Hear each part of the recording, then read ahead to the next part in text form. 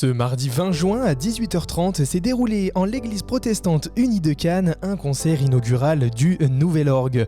En présence de Catherine et Frédéric Thibault, facteurs d'orgue, Michel Collin, expert organier et maître d'œuvre, découvrez donc l'inauguration de l'orgue du temple de Cannes. Un orgue, ça s'entretient, c'est comme une voiture, ça s'entretient tous les ans.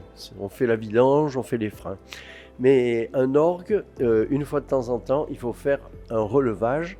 Et là, on a fait un relevage important. On peut dire que c'est un travail pour les 70 ans à venir. C'est pas quelque chose qu'on peut reproduire facilement tous les jours. On va pouvoir recevoir des artistes qui auront le droit d'être exigeants sur la qualité de l'instrument.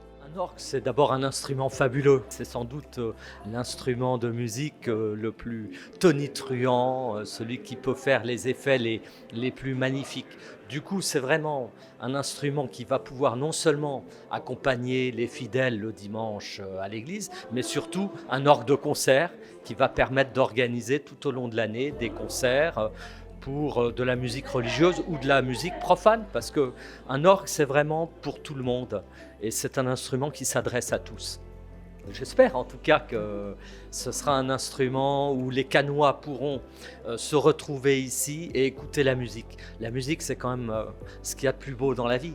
Si on n'a pas la musique, je crois que la vie aurait beaucoup moins de charme, beaucoup moins de saveur. Donc j'espère contribuer avec cet instrument à rendre heureux les gens de cette ville de Cannes et des alentours. C'est un instrument qui a été construit dans le milieu des années 70 et qui, comme tous les instruments, sont entretenus.